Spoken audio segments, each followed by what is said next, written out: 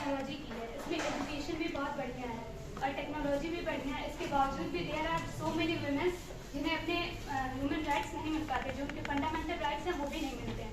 तो what is the reason behind it and what are the major steps that we should take to resolve it? I think together 4-5 question ले लेंगे, एक साथ अलग-अलग answer करना मुश्किल होता है। ठीक, तो आई एम नोटिंग। दोनों अलग अलग है, जैसा कि ओल्ड एज होम एग्जांपल देकर समझाएं, तो क्या वेस्टर्न थॉट बेटर है या ईस्टर्न थॉट? और दूसरा सवाल ये है कि सर जो आप बताएं फोर्थ जनरेशन जैसे LGBTQ चाहे ट्रांसजेंडर, तो इन दोनों को समाज में एक्सेप्ट करना चाहिए या नहीं? सर मेरा नाम माहिर रजा है। सर जैसे आपने पूछा था, जैसे आपने बताया था कि जो लेबर्स हैं उनको 8 आवर से ज़्यादा मतलब नहीं करना चाहिए, उसमें उनका जो है वॉलेशन होता है, ह्यूमन राइट वॉलेशन होता है। तो सर इसके लिए कैसे मतलब कैसे जो स्टेट है वो कैसे एक्सप्लॉइट करते हैं, या फिर सर तो स्टेट भी तो एक्सप्लॉइट करते हैं प्लस प्राइवेट सेक्टर भी एक्सप्लॉइट करते हैं, तो इसको हम लोग कैसे मतलब वो कर सकते हैं कि स्टेट तो सर प्रमोट भी तो करता है ह्यूमन राइट्स को जैसे, और प्राइवेट सेक्टर में तो ज्यादा एक्सप्लॉइटेशन होता है as compare to government sector.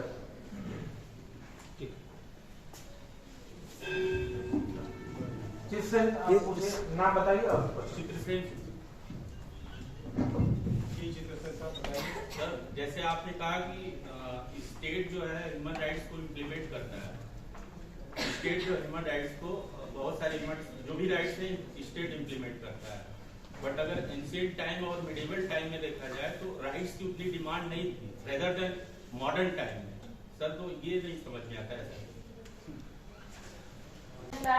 जैसा कि सर ने बताया कि हमारे कुछ डिजिटल राइट्स भी होते हैं, तो इस डिजिटल एज में हम मतलब बहुत सारे डिजिटली वायलेशन होते हैं, तो उससे कैसे ओवरकम किया जा सकता है? क्योंकि हर चीज डिजिटल हो गई है, तो वीमेन के अगेंस्ट ज्यादा क्राइम होते हैं डिजिटली, तो उसे कैसे ओवरकम किया जा सकता है? हम उसका मतलब अच्छे से बेनिफिट भी ले सकें और उसको thank you. My name is Sushma Pandey. I have 2 questions. First is that is it ever justified to restrict the limitations of the human rights for a better goodness of the society? And second question is the role of non-state actors such as corporation. Are they responsible for the threatening of human rights? Thank you. So, the first question was from Kalpana, and that was women are still struggling to get their rights. हाँ, आप ये कहना चाह रही हैं कि हमें क्या करना चाहिए? देखिए, मैंने सबसे पहले ये कहा था और कोशिश भी ये की थी कि सेंसिटाइजेशन होना चाहिए। फर्स्ट ऑफ ऑल ये देखिए हमने क्या किया है कि we are trying to find a legal solution to a social problem, legal solution to social problem. Why? Because for example, acts are there.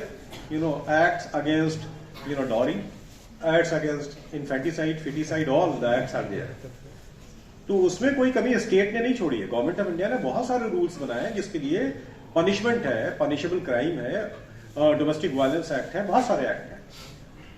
तो लीगल लेवल पे जो काम कहेंगे आप उसको कंपेयर करेंगे तो दुनिया के स्टैंडर्ड जो ह्यूमन राइट्स के हैं बड़ी बड़ी कंट्रीज जो मेंटेन कर रही हैं उससे हम कहीं पीछे नहीं है। प्रॉब्लम सोशल एटीट्यूड में। So that's why it is social sensitization. Social sensitization के मंदिरों में मस्जिदों में भी यानी सारी बातें बताने के साथ साथ ये भी बताना चाहिए कि हमारी बच्चियां जो हैं उनके साथ ऐसा नहीं होना चाहिए। चर्चेज और गुरुद्वारों में ये बात बतानी चाहिए। हमारे स्पेसेस में आप चाहे साइंस पढ़ाते हैं, चाहे कॉमर्स पढ़ाते हैं, चाहे इंजीनियरिंग पढ़ाते हैं, चाहे मैनेजमेंट पढ़ाते हैं, मैं ये समझता हूँ कि हर टीचर की ये रेस्पॉन्सिबिलिटी है, सोशल रेस्पॉन्सिबिलिटी है कि वो सेंसिटाइज करे इन इश्यूज पे, चाहे 4-5 मिनट रोज डिवोट करना पड़े क्लास में। बट तो अल्टीमेटली हमारे पास जो स्पेस अवेलेबल है, जो एनजीओज इस फील्ड में काम कर रही हैं उनके साथ हमें खड़े होना चाहिए, जो जेंडर डिस्क्रिमिनेशन के खिलाफ, जो जेंडर जस्टिस पे काम कर रही हैं। सो what is our contribution if for example if we have got sensitized or we have got this kind of opportunity to get education and then to convince others then not to do all these things, have we done this? So that is what we are supposed to do. Similarly, the role of media, the media is also not highlighting the real issues, rather it is trying to, create anger in the society, anxiety, depression, tension, conflict in the society. So the role of media is also very negative in the country, not highlighting these issues. For example, you will never find prime time debate on dowry. You will never find prime time debate on the atrocities committed against women. You know, from any community, from any caste, women are women. So ultimately, what kind of discrimination they are facing in the society, all these, you will never find any prime time debate.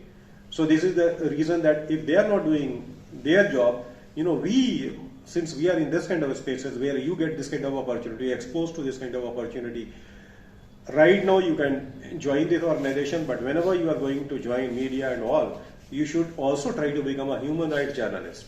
That is lacking, you know. Human rights journalist नहीं है, conflict report करने वाले, anger report करने वाले, वो journalist है ज़्यादा। Next आपने कहा कि ईस्ट वेस्ट और ट्रांसजेंडर या जो सेक्सुअल माइनॉरिटी की बात की, उस पर आपने कहा कि कौन बेटर है। बेटा ये वैल्यू जजमेंट होता है, बेटर अच्छा खराब कुछ नहीं होता। डिफरेंट कल्चर्स हैं और इस कल्चरल डाइवर्सिटी को सेलिब्रेट करना चाहिए। हो सकता है हमारे कल्चर में कुछ चीजें हैं, लेकिन सोशल इविल्स को कल्चरल डाइवर्सिटी के नाम पे आप सेलिब्रेट नहीं कर सकते। आप ये नहीं कह सकते sati is justified because that has been the part of our culture. आप ये नहीं कह सकते कि dowry is justified because you know dowry is in our culture. हमारे यहाँ जहेज देने का रिवाज है। No, it can not be justified. These are social evils. Child marriage can not be justified because you know it is in our culture. No, it can not be justified. So these are social evils. So that is why there is a line of demarcation between evils and what we should have.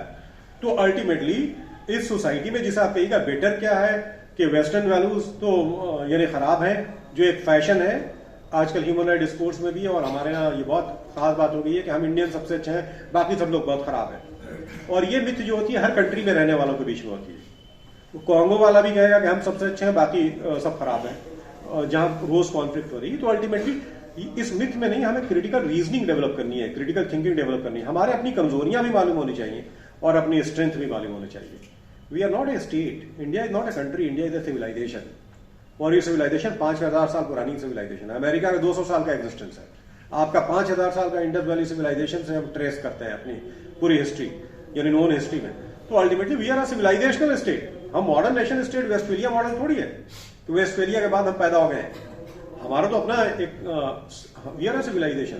तो हमारी strength हमारी civilisational values हैं, उसमें वासुदेवा कुटुंबकम है, उसमें सर्वधर्म संभवा है, और एक तरफ नारी की पूजा भी है और दूसरी तरफ हमारे यहाँ ये भी है, ये डॉरी भी है। तो अल्टीमेटली इसमें जो striking a balance between you know what has been good in our society and what is the evil today that should be condemned. इसको कल्चर के नाम पे जस्टिफाई नहीं किया सकता।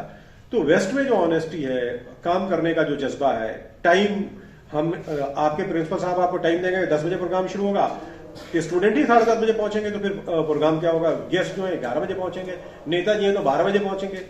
तो अल्टीमेटली 2 घंटे आप इंतजार करवाएंगे स्टूडेंट्स को जिनका बहुत टाइम कीमती है। तो ये सब जो हमारे पूरे कल्चर में, तो इसको तो कंडेम कहेंगे। तो मैं ये नहीं कहता कि वेस्ट खराब है, हम अच्छे हैं। बहुत सारी जगहों में बहुत सारी इविल्स हैं जिनके खिलाफ हमें फाइट करना चाहिए, और बहुत सारी चीजों में बहुत अच्छी हैं जिसे हमें सेलिब्रेट करना चाहिए। तो ultimately neither west nor east वाली जो बात होती है, what is best should be chosen. तो आप बहुत सारी चीजें वहां से सीख सकते हैं और वो हमसे बहुत सारी चीजें सीख सकते हैं। जैसे स्पिरिचुअलिटी हमारी सिविलाइजेशन का एक बहुत बड़ा हिस्सा है। तो जो स्पिरिचुअल अप्रोच जो होता है, जो स्पिरिचुअल होगा वो कभी ह्यूमन राइट वायलेट नहीं करेगा। मैं रिलीजियस और स्पिरिचुअल में बात फर्क कर रहा हूं। आप मंदिर जाते हैं, मस्जिद जाते हैं, आप हो सकता है आप रिलीजियस, वहां पे स्पिरिचुअल नहीं है। स्पिरिचुअल किसी को हार्म कर ही नहीं सकता जो स्पिरिचुअल होगा। जो हमारे यहाँ सेक्सुअल माइनॉरिटीज की बात है कि इसको एक्सेप्ट करना चाहिए नहीं करना चाहिए, ये एक वैल्यू लेडन क्वेश्चन है और इस पे हमारी पूरी कंट्री डिवाइडेड है। सुप्रीम कोर्ट में भी इस पर कंसेंसस नहीं बन पाया है। आप जो सवाल मुझसे कर रहे हैं, मैंने इसलिए कहा था कि some very uncomfortable question also you can ask. Supreme court में भी इस पे कोई कंसेंसस नहीं बन पाया। तो हमारे यहाँ आप देखिए, बात यह है कि ये जो इंक्लिनेशंस हैं, यानी जैसे LGBTQ++ जो इंक्लिनेशंस हैं, they have been declared unnatural. हमारी सोसाइटी जो है हेट्रोसेक्सुअल मैरिज को रिकॉग्नाइज करती है, यानी हेट्रोसेक्सुअल रिलेशंस को ये रिकॉग्नाइज करती है, जिसमें मेल और फीमेल के बीच में कोई रिलेशन है तो उसको रिकॉग्नाइज किया जाता है। Other than male and female relation is criminalised in our society. तो सुप्रीम कोर्ट ने, या जो हमारे यहाँ लीगल डेवलपमेंट है, उसमें लीगल डेवलपमेंट तो ये है कि उसको डीक्रिमिनलाइज तो कर दिया गया है। बट सोशल लेवल पे इसकी एक्सेप्टेबिलिटी नहीं है। और यहीं पे जो डिबेट आती है, जो ह्यूमन राइट्स की सबसे बड़ी डिबेट है, वो universalism versus cultural relativism debate है। तो rights our culture specific, social acceptability rights की अलग होती है, और जो हमारी और यानी जो लीगल लेवल पे आप उसको डीक्रिमिनलाइज कर सकते हैं, तो हमारी गवर्नमेंट ने ये किया है कि इसको डीक्रिमिनलाइज किया है। बट स्टिल यानी जो सोशल एटीट्यूड है that is not quite welcoming to this kind of inclinations. So ultimately slowly and gradually society में जैसे जैसे इसकी एक्सेप्टेबिलिटी बढ़ेगी, आप उसके लिए लॉज भी देखेंगे। Ultimately what is good and what is bad, I can not pronounce judgement here, but ultimately one thing can be said that any kind of violence, atrocities or violation of human rights of these people with any kind of inclination is bad, because we don't have any right to impose our idea upon them. So ultimately अगर कुछ लोगों के बीच के ऐसे inclinations and if they are coming out in public and saying that we are such and such, so society does not have its any right to impose its will upon them because they are in minority. So now the studies are showing that these inclinations are also natural, biologically, psychologically, all it has been proved that these inclinations are also natural, and that's why the post modernism is challenging this kind of perception which was created by the modernism, where this kind of moral principles were developed. तो आप लोग political science में ये सब पढ़ते ही हैं।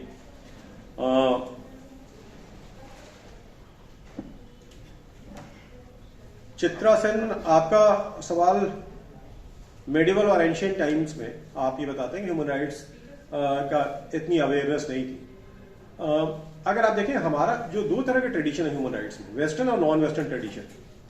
जो non western tradition यानी हमारा सिविलाइजेशन, जैसे Indian tradition of human rights है, या African tradition of human rights है, या Islamic tradition of human rights है, Buddhist tradition of human rights है, Hindu tradition of human rights है, Jain tradition of human rights है। तो हमारी सोसाइटी में जो ह्यूमन राइट्स का ट्रेडिशन रहे हैं, they are basically based on karma, they are based on duties, good deeds पे डिपेंड करता है। तो ह्यूमन राइट्स एज सच कोई डिस्कोर्स नहीं था, लेकिन ड्यूटीज का और कर्मा का कॉन्सेप्ट था, और उसके लिए रिवार्ड एंड पनिशमेंट भी था। तो राजा तक की ड्यूटी बताई गई थी, यानी जो पहले सिर्फ राइट्स क्लेम करता था, हमारी अगर एंशिएंट सिविलाइजेशन में आप देखिए तो राजा की भी ड्यूटी बनाई गई है कि प्रजा के लिए उसकी ड्यूटी क्या है।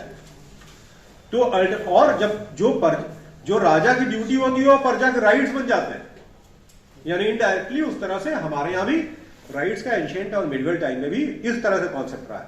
ये अलग बात है कि जो सिस्टमेटिक आप ह्यूमन राइट्स का देखते हैं, इसको मैग्ना कार्टा से आमतौर पे ट्रेस करते हैं। 1215 मैग्ना कार्टा में जब बैरन्स ने कुछ राइट्स मांगा किंग के खिलाफ और किंग एक्सेप्टेड, वहां से एक आइडिया जनरेट होता है। Finally glorious revolution of England आता है, पॉलिटिकल राइट्स का रिकॉग्निशन होता है, फिर फ्रेंच रेवोल्यूशन आता है, मार्क्सिस्ट रेवोल्यूशन पूरी दुनिया में आते हैं, अमेरिकन वॉर ऑफ इंडिपेंडेंस होती है, और इन सबको मिला के फिर यूनाइटेड नेशंस एस्टैब्लिश होता है। और इस तरह से ये जर्नी जो आप modern contemporary discourse on human rights आप देखते हैं, it got momentum only after these revolutions, and only after the establishment of the United Nations they got universalized. So you are very much right that human right discourse in that sense was not available, but still people were enjoying human rights because the concept of karma, concept of duties, जिसे आप कहते हैं हुकूकुल अबाद in Islam, ये था. So these were what human rights. For example, in Islam it is mentioned कि अगर आप खाना खाते हैं और आपके पड़ोस में रहने वाला आदमी भूखा मरता है तो you are not a believer. अब भूखा रहने वाला कोई भी आदमी हो सकता है, हिंदू, मुसलमान, सिख, ईसाई, कोई भी. लेकिन आपका पड़ोसी है तो पड़ोसी का ये राइट हो जाता है, यानी इस्लामिक प्रिंसिपल के हिसाब से, कि आप अगर पेट भर के खाना खा रहे हो और बगल वाले का ख्याल नहीं रखा, चाहे वो कोई भी हो, तो इसका मतलब कि you are not a believer. It means you have violated a duty that has been imposed upon you by Islam. So here it becomes the rights of a neighbour.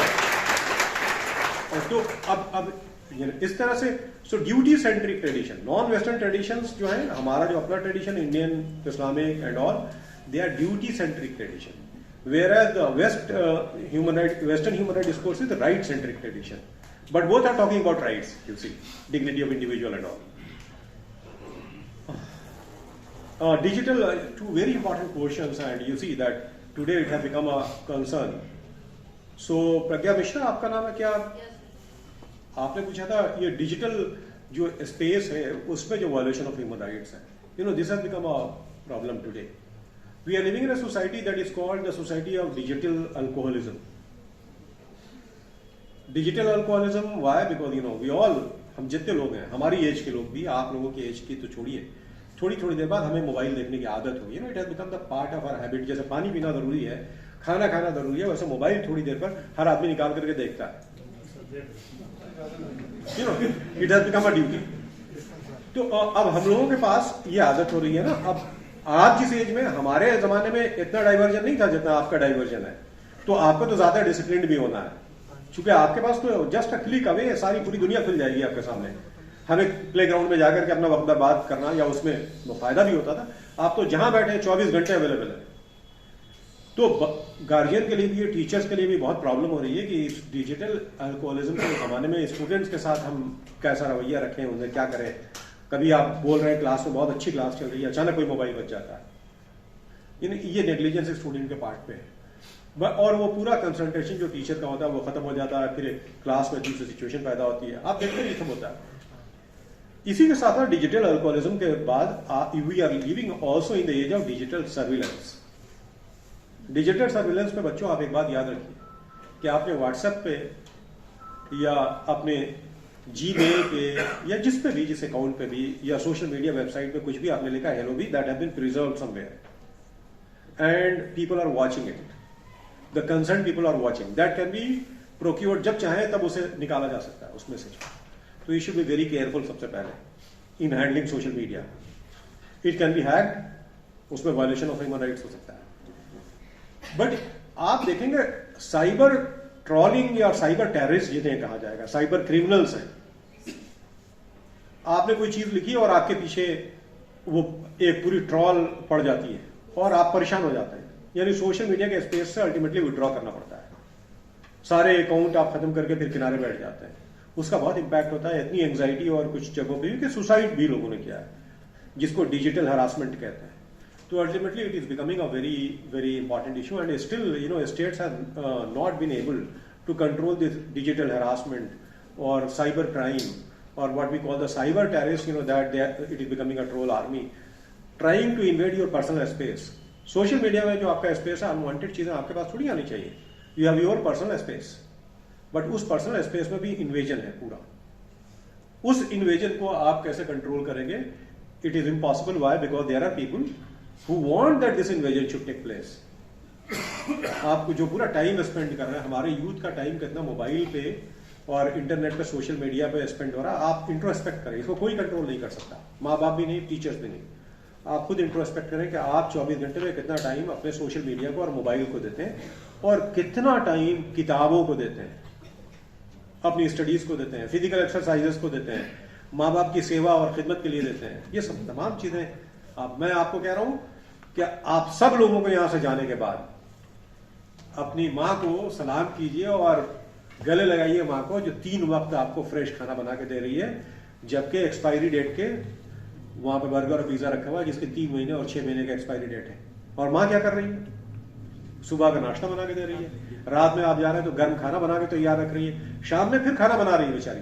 3 time आपके लिए खाना बना रही है, जबकि आप चाहते हैं कि पिज्जा ऑर्डर करें जिसपे लिखा हुआ एक्सपायरी डेट 6 महीने बाद की। हमारे इंडिया का तो कल्चर यह है कि रात का खाना सुबह में देना बासी कहते हैं उसको, और कहते हैं बासी खाना खिला दिया, किसी को आप खिला दे तो बच्चों को देते नहीं कि बासी खाना, माँ खुद खा लेती है, नहीं ये कल का है, तुम बेटा फ्रेश खा लो। तो जब आप यहां से जाइए तो अपनी माँ को सबसे पहले सलाम कीजिए, जो रोज आपको 3 वक्त आपके लिए खाना बना रही है, सबसे पहले उठने वाली और सबसे देर में सोने वाली। सबसे पहले उठती है और सबसे देर में सोती है, ये माँ होती है। तो अल्टीमेटली आप उसको रियलाइज कीजिए। एक बहुत ही अच्छा सवाल था, क्या नाम था बेटा आपका? सुषमा पांडे।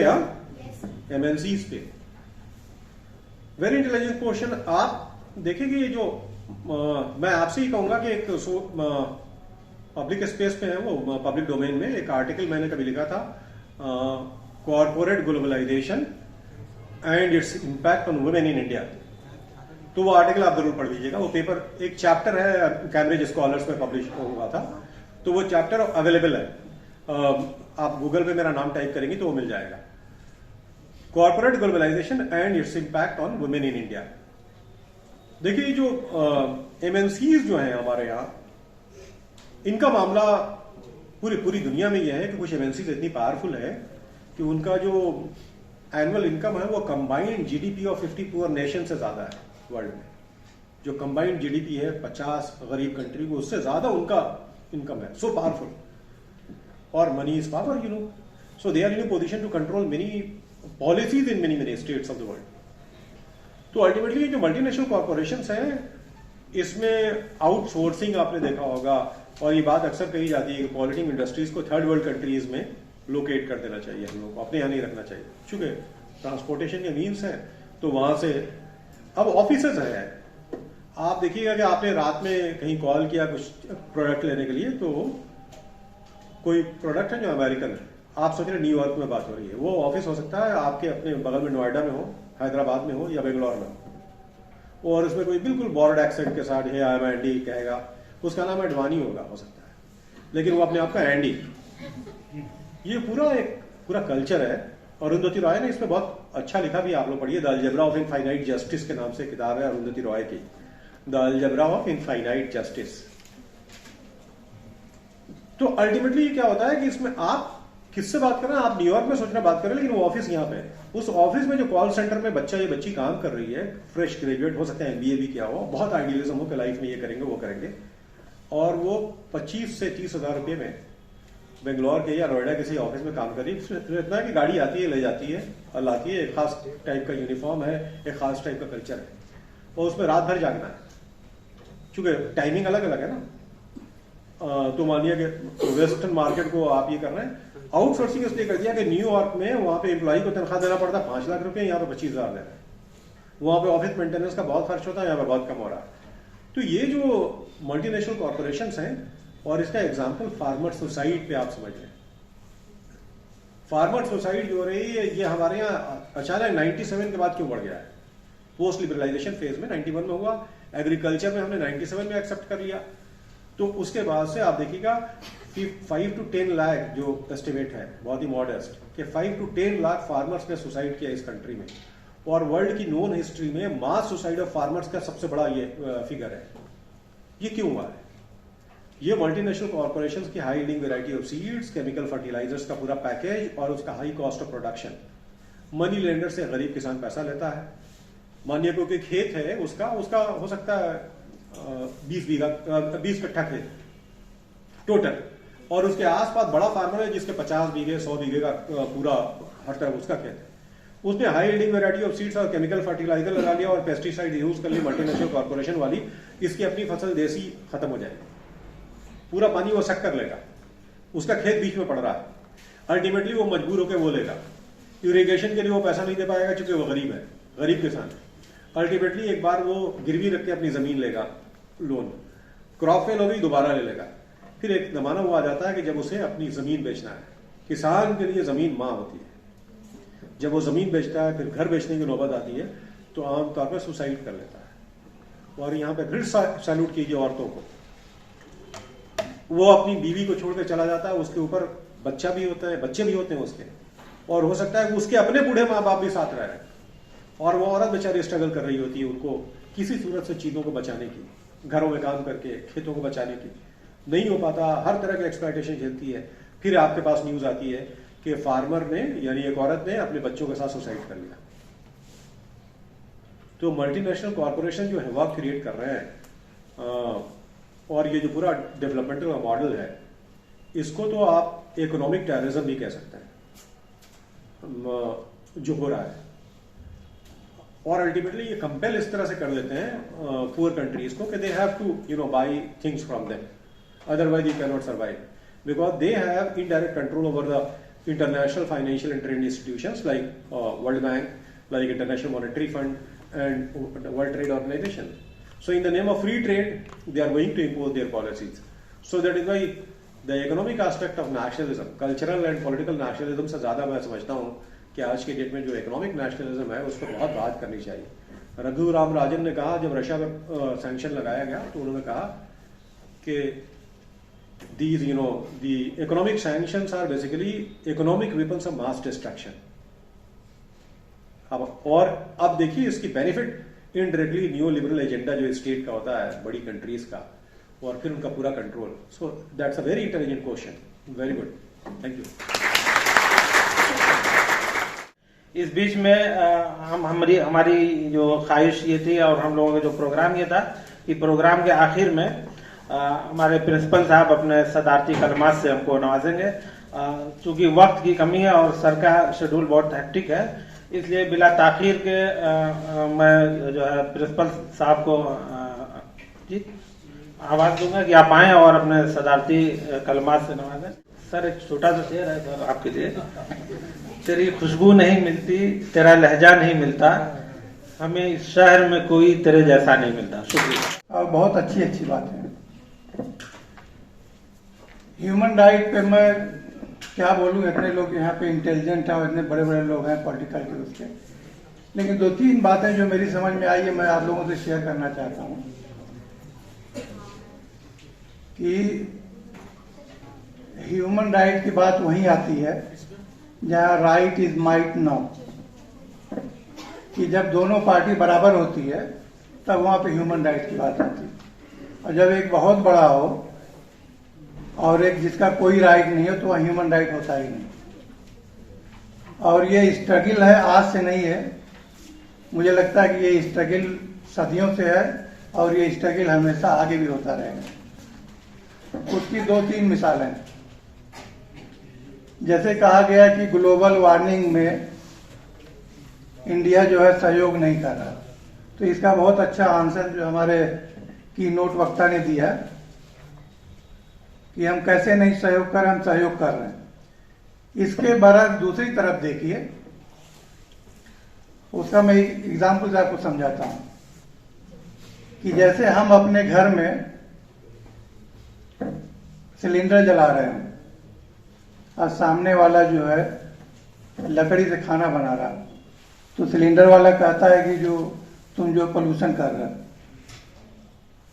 आप गजा को ले लीजिए, लेबनान को ले लीजिए, अफ्रीकन कंट्री को ले लीजिए, जितने बारूद बर्न होते हैं वो क्या वो ठंडक पहुंचाते हैं? मिलियंस ऑफ टन्स ऑफ बारूद। तो आप अपने आप ऊपर क्यों नहीं लेते ह्यूमन राइट और ये जो है ग्लोबल वार्मिंग की बात करते हैं? आप एक पटाखा छोड़ के देख लीजिए कि उससे कितना पोल्यूशन होता है, कितना गर्मी आती है, और आप एस्टिमेट कर लेंगे कि जितना जो है बारूद बर्न हुआ है ये सब जो है सिर्फ वेस्टर्न कंट्री करती है। अपने यहाँ कोई बम नहीं छोड़ते। अफ्रीका में छोड़ेंगे, एशियन कंट्री में छोड़ेंगे, इधर छोड़ेंगे और बाद में कहेंगे ग्लोबल वार्मिंग हो रही। तो ये सब चोचले हैं। मेरा ये मानना है कि सबसे इसका जो बेसिक इश्यू है कि जो हमारे सनातनी धर्म है उसमें भी, मुस्लिम में भी, कि एक दूसरे की रिस्पेक्ट करिए, उसको हर्ट मत करिए। That is the best human right. और अपनी ग्रीड जो होती है, अपनी डिमांड को तो पूरी करिए, लेकिन डिमांड को, अपनी आवश्यकता को ग्रीड में मत बदलिए। ये है ना, ग्रीड का क्या मतलब है? जैसे आपने घर बनवाया, ठीक है, 700 स्क्वायर फीट में बन गया, फैमिली एक रह सकती है। आपके पास पैसा हो गया या कहीं से लूट के लेके चले आए, सऊदिया लोग जाते हैं लूट के ले आते हैं, तो पता चला कि 700 स्क्वायर फीट के घर को आप बनाएंगे 7 बिस्सा में, और उसमें सबसे ज्यादा 2 काम करेंगे। एक काम ये करेंगे जो चौड़ा रास्ता था उसको पतला करेंगे, और दूसरा काम ये करेंगे कि अपने घर में तो ग्रेनाइट मार्बल वगैरह लगा रहेगा, जो घर का पानी होगा वो रोड पे लेके छोड़ देंगे। तो हम कहाँ की बात कर रहे हैं? हमको पहले सेल्फ डिसिप्लिन होने की जरूरत है, एक दूसरे की रिस्पेक्ट की जरूरत है। उसके बाद तो चार्टर देखा जाएगा क्या लिखा है किस चार्टर में। और ये जो चीजें होती हैं, सबसे ज्यादा जो ह्यूमन राइट पढ़ाया जाता, सिखाया जाता है, और जहाँ सिखाया जाना चाहिए वो उसकी फैमिली।